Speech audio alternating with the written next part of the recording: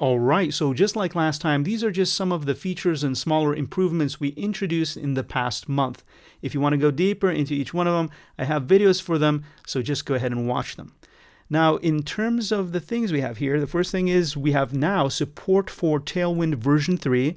We also have a marketplace. So if you go to templates, you can now not only choose the free templates, you also have paid templates. If you scroll down, you can also submit your own templates. Now, in terms of the builder, if you want to add a YouTube element, let's get rid of this image for now. Normally, let me hit A to bring up the sidebar. Normally, you would have a wrapper when you click this element. Now you just get that element without that wrapper. So that's just a little small thing there. Now let's bring that image back because it looks a lot better. Another thing is if you click a text element and go into typeface here, you can now add your Google font straight from here. Just go ahead and choose the specific Google font. Let me go with Actor, hit Add Font. There you go, straight from the drop down, you can now use that Actor font. You don't have to go now all the way to the design controls there. Well, you still need to go there if you want to delete that font. Now, we also reordered all these modules here, and in terms of the advanced settings, now by default, the custom code is selected instead of the authentication. So because you don't use that authentication that much anyways, right? You just usually set it and forget it. In terms of custom code, this is going to save you a lot of clicks if you're in this area a lot. Now, the next thing is if you go to pages, we have an Airtable dynamic page here, and now you can add a data key. Before it was just ID. Now you can actually choose the field from your table right over here. So if it's furniture, well, you have the name of the furniture in the URL itself, which is pretty cool. Now, another thing is now these pages sync to your canvas. Before, if you went into these pages and you went back to the canvas or the other way around, you would have the home page in the canvas. Now, if you go to the canvas, you have that specific, in this case, Airtable dynamic page. And we also made things a lot faster. So if you switch between the pages here, depending, of course, on how many things you have on the page, things will switch a lot faster, noticeably faster. Now, another thing is in the databases area, if you have a rich text area like so, you can now choose H4, 5, and 6. Now, these might seem like little things, but these are the things you asked for in the community. And if you want more, just keep on creating those requests.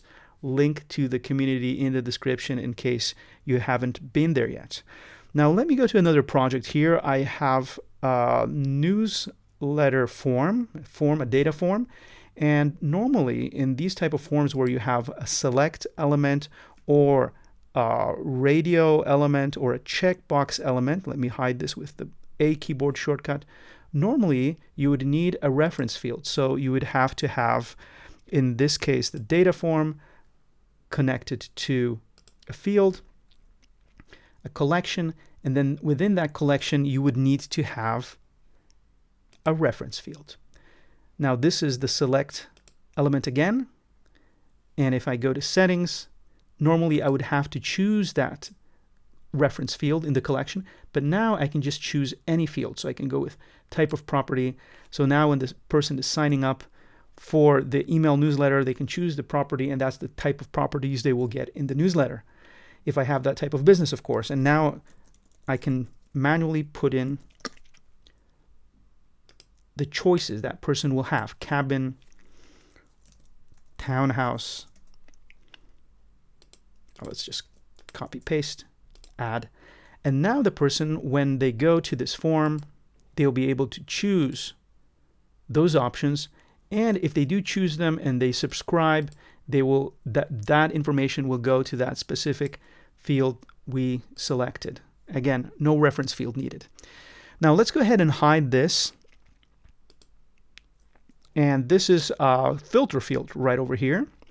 Now we can do the same thing here, right? In the past, we would need to go to that select element, go to settings, and choose a collection.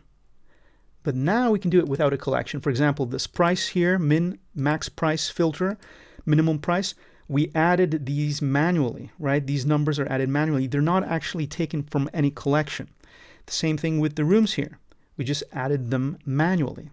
Now, this allows us to, for example, if we have a real estate business and we have different prices, we can manually add some kind of rounded up or rounded down number, so it's easier for people to find the minimum and maximal price. And let's actually preview this, or actually I have the publish site here. And the cool thing is, not only can they choose the specific things you created, but now they don't have to hit any button, because everything happens as you type things in. For example, location, Palm, this grays out so the person that is viewing the site knows what's going on, that it's searching, and then we have Palm Bay here and 29 palms. Okay, now let's get rid of that. Type, same thing, villa. All right. Minimum, nothing's going to change here because probably everyone has that minimum. But maximum, let's go ahead and go with 300. Okay.